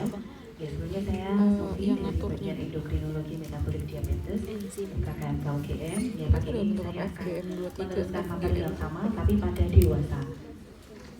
Kayaknya semuanya pengulangan ya dok ya. Jadi nanti kita langsung aja ke klinis ya. Ya, jadi untuk LO-nya kalian harus tahu penyakit gangguan pada kalsium, vitamin D dan paratiroid hormon dari yang primer maupun sekunder ya. Untuk kalsium tadi kayaknya sudah ya, kalian sudah paham sekali. Ini karena sebelumnya kan biasanya diberikan sama dokter atau dokter Robi ya, karena baru jadi materinya baru. Jadi pentingnya apa tadi sudah dijelaskan, skip aja. Ya, fungsinya juga sudah tahu. Nah, jadi prinsipnya tadi ya kalsium itu banyak di tulang. Jadi itu kayak brankarnya ya, brankas. Ya, yang dialirkan itu, jadi kita tuh pelit ya, punya banyak kalsium tapi disimpan di brankas. Yang dibawa itu cuma dikit. Ya, kalau uangnya yang kita punya dikit aja itu lebih dikit, yang kita ambil pertama dari mana? Dari brankas, gitu ya. Jadi analoginya gitu lah. Kita tuh pelit, kalsium tuh pelit. Kita tuh cuma bawa barang itu dikit. Berapa sih normalnya nggak usah dihafal ya? Nah ini nilai normal kalsium dalam darah ya. Ini jangan dihafal, kalau di ujian biasanya sudah ada nilai normalnya. Hati-hati satuannya, ada yang miligram per liter, ada yang miligram per desiliter. Jadi yang segini ini ternyata hanya 1%. Medit banget ya, pelit banget. Yang lain di mana? Di tulang. Jadi kalau yang sedikit ini, kalau yang sedikit ini pun kita masih kekurangan, kita akan ambil dari brankas. Jadi jangan khawatir, persediaan kalsium kita tuh berlimpah, tapi dalam bentuk tulang ya. Jadi kalau brankas kita banyak, kalau kita sampai kekurangan berarti kita nggak benar ya. Sediaan kita tuh banyak banget kok di tulang. Harusnya tidak mungkin. Oke, terus. Nah ini tadi, ini juga sudah dijelaskan tadi pokoknya ya. panjang kali lebar kali tinggi. Nah, intinya kalau kita itu memeriksa kalsium yang hanya 1% tadi itu kita harus melihat beberapa faktor, karena tadi memang yang namanya kalsium itu ada yang terionisasi dan ada yang berikatan. Jadi kalau nanti kita ada lihat kadar kalsium, kalsiumnya segini, benar nggak sih, kita harus double check melihat apa? Ada beberapa hal yang harus dilihat seperti albumin, karena itu kan nanti akan berikatan seperti itu ya. Nggak akan keluar, ini klinis kok. Nah intinya sih prinsipnya sama. Slide-nya Dokter Budi, slide-nya saya tuh yang penting ya cuman ini. Kalau misalnya homeostasis kalsium itu ada 3 ini poinnya. Jadi kalau kita ngomongin kalsium, keywordnya hanya satu, parathyroid gland, kemudian kalsitonin. Kalsitonin ini benar dibuat oleh sel T dari thyroid gland ya. Kemudian organ ginjal ya. Kenapa? Karena dia akan memproduksi kalsitriol. Ini adalah bentuk vitamin D aktif yang nanti akan mengabsorpsi. Nah, ini yang harus kalian ingat, berbeda antara absorpsi dan resorpsi. Reabsorpsi itu apa? Ini nanti kalau keluar di ujian, soalnya kalau salah dengar terus dibaca bingung loh. Reabsorpsi itu apa? Pakai B. Penyerapan kembali. Kalau resorpsi, pembongkaran. Nah, artinya jangan sampai kebalik. Yang reabsorpsi itu ada di usus, ya dong? Karena kan kok di usus. Penyerapan kembali itu di ginjal ya. Kalau resorpsi ada di tulang ya. Ini tadi sudah diterangin berkali-kali. Kalau tinggi begini, kalau rendah begini. Itu ya kalau rendah yang kerja parathyroid sama ginjal, ya dong? Kalau kalau tinggi yang kerja kalsitonin ya. Nah, kalau terjadi peningkatan hiperkalsemia itu penyebabnya apa? Ini nggak usah dihafal, nggak akan solusi ya. Ini for your information aja. Jadi kita mesti tahu kenapa sih kok kalsium itu bisa naik ya. Itu bisa karena parathyroid dan bisa karena bukan parathyroid gitu ya. Kalau karena parathyroid ya karena ada yang namanya kondisi primary hyperparathyroid ya. Kemudian itu bisa, kalau yang namanya primer itu berarti yang problem adalah di di parathyroidnya gitu ya, primer ya. Terus tadi ada dokter tadi bilang ada genetik saya juga nggak paham. Kemudian parathyroid hormon independen, artinya ini di luar parathyroid. Nah kalau kita bilang ini yang namanya hiperparathyroid sekunder. Yang namanya penyakit itu kalau sekunder yang sakit bukan organnya, tapi organ lain yang mempengaruhi. Nah, seperti tadi renal failure itu bisa akut, bisa kronis ya. Gagal ginjal akut maupun kronis itu akan mempengaruhi hormon parathyroid ya. Kemudian kanker ini juga akan meningkatkan parathyroid. Mekanismenya kayak mana? Itu biasanya melalui ada yang namanya ini ya, TTH, hormone related protein dependent. Itu bisa namanya kita bilang paraneoplastik ya. Paraneoplastik itu adalah misalnya orang sakit kanker paru. Nah, ada beberapa kondisi yang menyertai itu namanya paraneoplastik.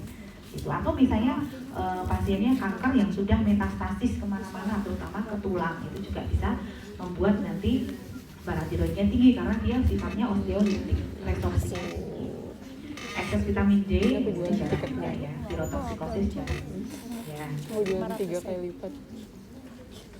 Simptomnya ya, kalau hiperkalsemia intinya kalau kalsiumnya tinggi itu harusnya nggak bergejala manakala dia sudah tertimbun ya, namanya metastasis kalsinosis. Jadi kalau nanti kalsiumnya itu mengendap di ginjal ya nanti nyeri boyok, jadi batu saluran kemih. Kalau dia timbunnya di tergantung.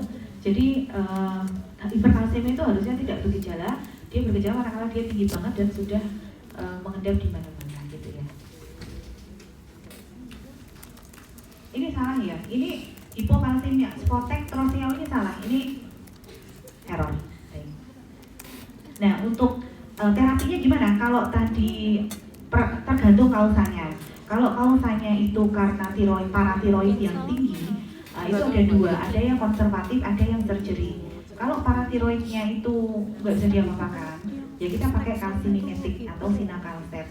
Jadi ini obat untuk menurunkan serum kalsium ya, tapi tidak mengganggu kepadatan tulang. Nah, surgery ini kalau emang misalnya ada problem primer di parathyroidnya, nah ini indikasi-indikasi untuk operasi Jadi bukan paratiroid. hiper. Tapi ini jarang banget. Karena apa? Karena kita nggak punya pemeriksaan paratiroid, jadi jarang terdeteksi.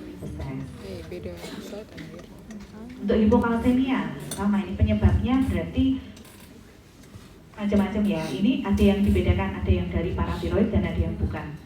Nah, kalau paratiroid kan tadi problem di paratiroidnya biasanya paling banyak itu karena post surgery. Jadi operasi apa sih yang membuat paratiroid kita hilang? Ya operasi tiroid, biasanya dia terangkat gitu. Vitamin D defisiensi itu jelas ya.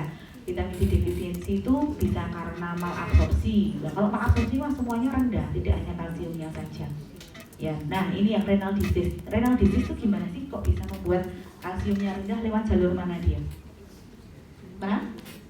Reabsorpsi, terus mana lagi? Vitamin D. Jadi kalau ada renal disease itu membuat kalsium rendah dengan dua cara. Ya ini adalah dengan tadi reabsorpsi, gangguan reabsorpsi dan gangguan pembuatan vitamin D oleh kalsiferol ya. Pinter.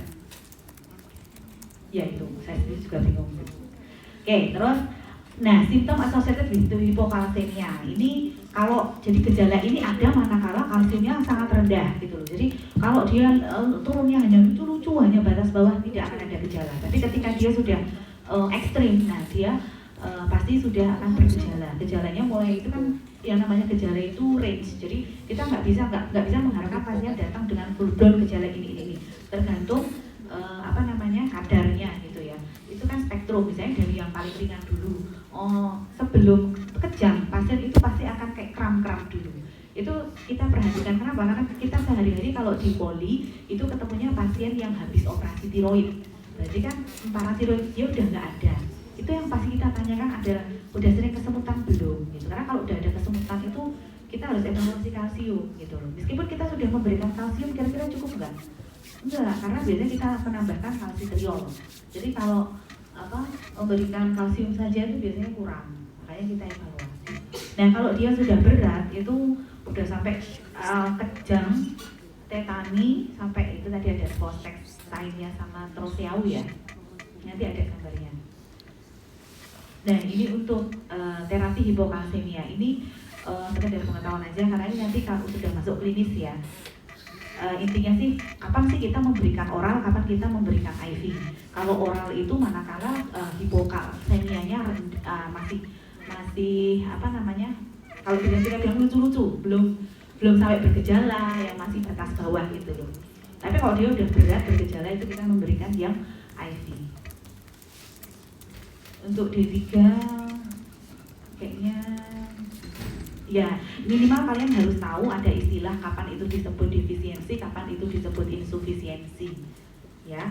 Ini pada dewasa dan kadar yang agak sulit itu adalah ketika kita ada soal ini anak-anak apa dewasa ya, karena kan pasti semua parameternya akan berbeda gitu ya. Pada dewasa itu defisiensi manakala kurang dari 25. Kalau insul itu 25 sampai 50. Ini dari Nietzsche ya. Gitu. Kalau kita harapannya sih di atas 50 ya. Nah, menyambung yang tadi Dokter Budi, kalau nggak salah dulu Prof. Pada itu memang melakukan penelitian vitamin D pada anak-anak di Jogja sampai Bantul ya. Memang rendah semua. Beliau itu bilang apa mungkin gara-garanya itu gaya hidup. Jadi orang Indonesia itu kan kulitnya ya memang coklat-coklat ya. Apalagi ada isu kecantikan itu kalau orang cantik itu pasti putih. Sehingga ibu-ibu yang punya anak itu tidak mau keluar rumah. Ya, sehingga apa ya anaknya pasti kok di rumah. Nah mungkin itu yang menyebabkan kadar vitamin D anak-anak itu pada rendah semua karena ikut ibunya di rumah.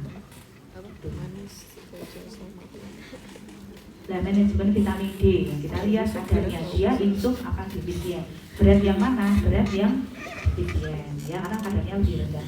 Hampir semua pasien diabetes kita itu semuanya di bawah 20 atau di bawah 10 ya. Jadi memang karena ini sebenarnya bukan pemeriksaan rutin ya, jadi kita tuh biasanya men-screening. Nah masalahnya terapi yang ada itu belum ada PPK untuk defisiensi vitamin D, sehingga vitamin D itu tidak masuk dalam pelayanan rutin gitu. Dan biasanya pasien beli sendiri gitu. Ya ini sekilas info aja karena ini levelnya klinis ya, minimal kita tahu dosisnya itu tinggi ternyata. Kapan sih kita memberikan untuk maintenance, kapan kita untuk terapi, dosisnya kan berbeda ya. Kalau yang biasa kita beli berapa dosisnya? 1.500, 1.000 itu yang di apotek-apotek itu kan banyak ya. Dan banyak juga ternyata vitamin D itu yang dipalsu ya. Jadi beli juga harus hati-hati. Misalnya orang tua itu pasti ada vitamin D-nya rendah. Jadi kapan kita memberikan terapi, kapan kita memberikan untuk maintenance. Nah, ini sampai ke paratiroid, kayaknya yang penting ini aja sih ya.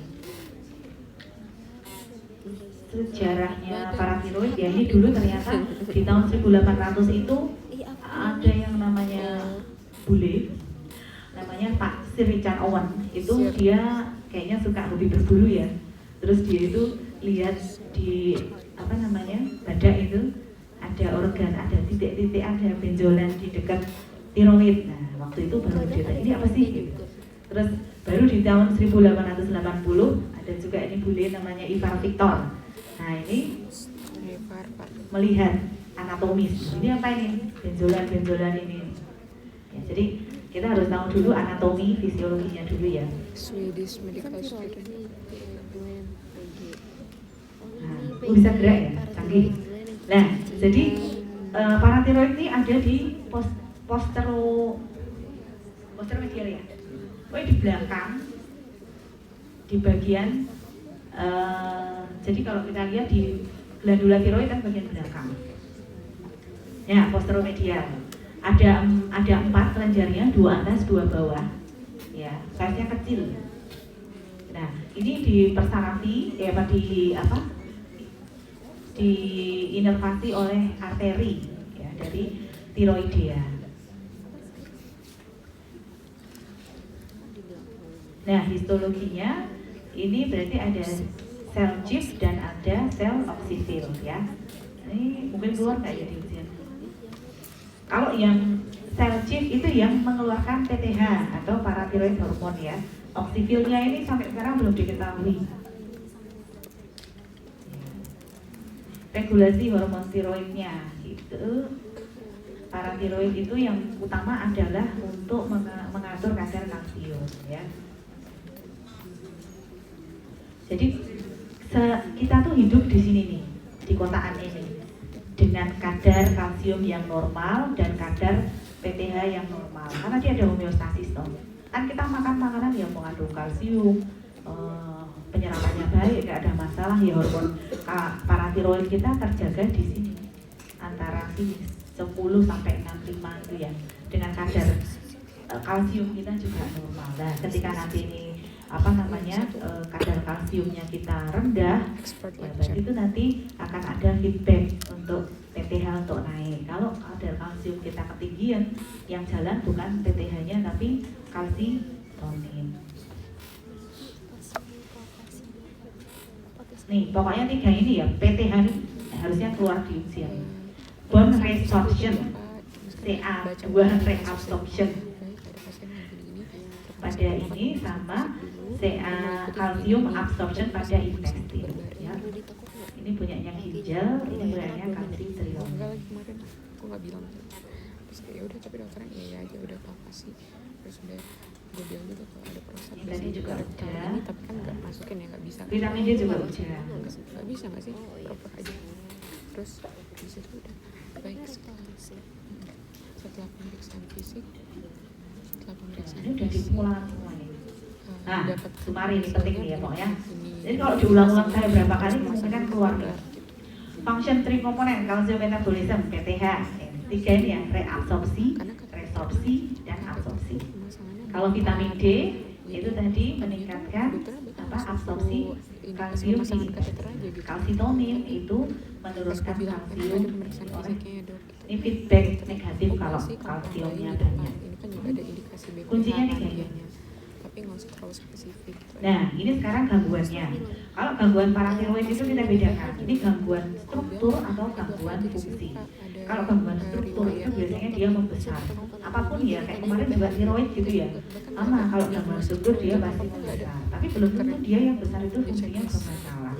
Atau belum tentu dia tidak membesar, tapi gangguannya di fungsi.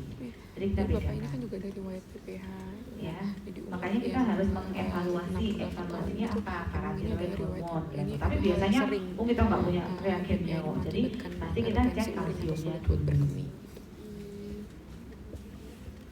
Nah, jadi yang namanya gangguan itu pasti harus kita lihat gejalanya dulu, sign and symptomnya. Kemudian kita anamnesis dia ini berisiko atau tidak. Yang dievaluasi apa? Yang pertama kalsiumnya dulu, gitu. Kemudian PTH kita nggak punya, serum fosfat atau urinary kalsium ya. Atau kita lihat USG paratiroid, tapi ini jarang banget terlihat karena dia tuh di bawah, di dalam nggak bisa. Nah mungkin dia bisanya pakai tes tambahin scan obat paratiroidnya. tamsulosin. Nah, untuk gangguan paratiroid itu kan kita bedakan, dia bisa primer, bisa sekunder. Sebenarnya ada tersier, tapi kalau dari ELO kan kalian primer sama sekunder aja. Kalau primer itu berarti gangguannya di paratiroidnya, ya toh. Dikatakan hipoparatiroidism primer itu manakala gangguannya ada di paratiroidnya. Paling banyak apa? Karena post operasi tiroid, paratiroidnya hilang.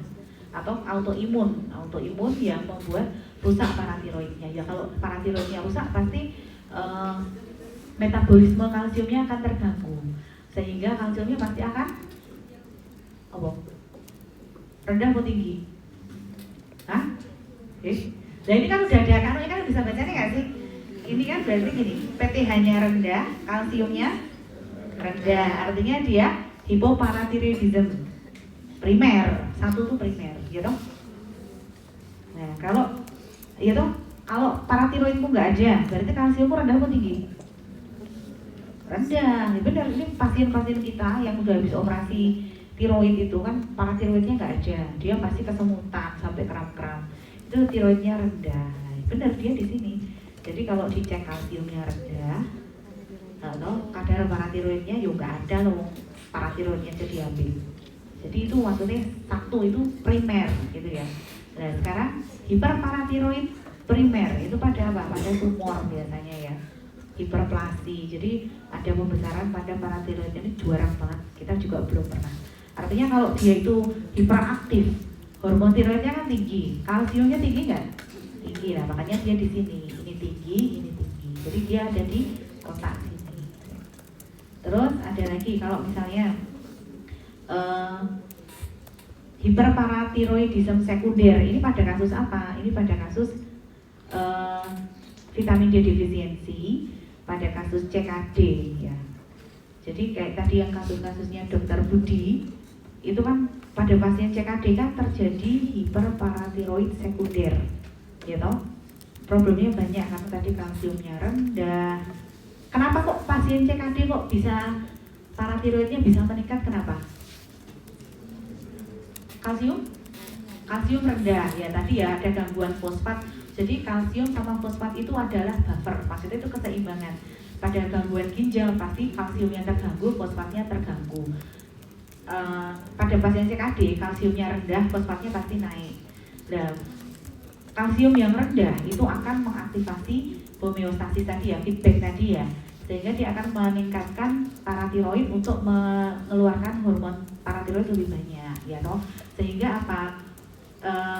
Kalau tadi paratiroidnya meningkat, apa aja efeknya tadi? Satu, tak ulang-ulang terus biar ingat. Satu, reabsorpsi pada ginjal. Dua, resorpsi tulang. Tiga, absorpsi. Nah, berarti kan ada itu ya kan, sehingga kita bisa tahu pada pasien CKD tulangnya bagus nggak?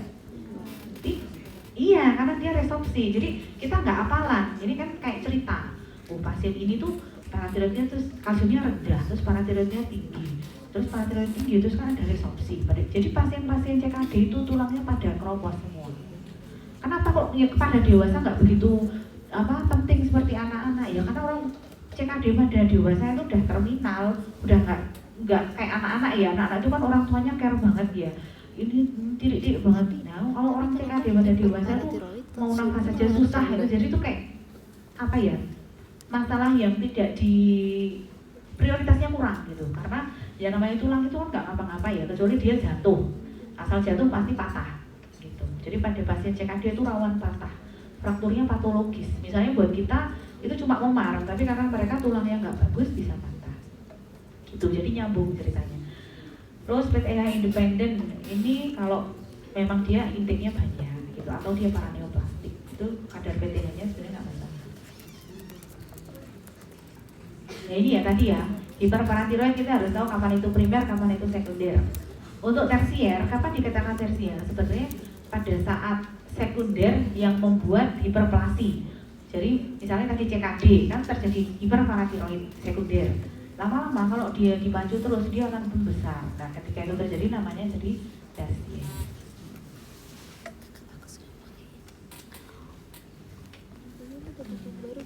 Jadi cuma di sini doang. terdobel. Nah ini ya, hiperparatiroidism itu tulangnya pasti kropos. Terus yang kedua, kalsiumnya kan jadi naik loh. Terus sehingga terjadi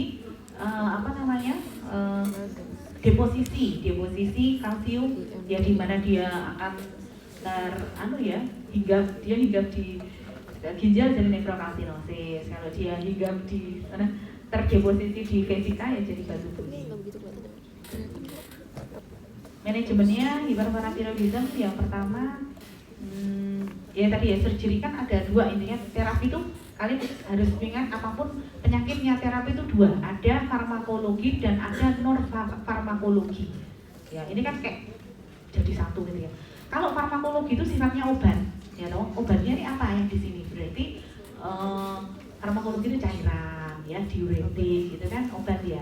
Bifosfonat itu kan obat, kalsiminet, sinakalsen itu kan obat ya. Tapi kalau non farmakologi apa? Ini surgery, diet itu tuh masuk non farmakologi. Sehingga apa? Nanti kalau kalian itu mau ujian, ayo sebutkan tata laksana pada pasien ini. Oh, di mindset kalian itu langsung dua. Oh, ada terapi farmakologi, ada non farmakologi. Sama seperti diabetes, ada farmakologi, ada non farmakologi. Farmakologi itu obat. Apa aja obatnya ini? Oh, non farmakologi itu mulai dari lifestyle, makan, olahraga, seperti itu. Jadi apapun penyakitnya, kalian mindsetnya itu tadi. Jadi ya, suplementasi itu juga masuk farmakologi. Ini tadi udah.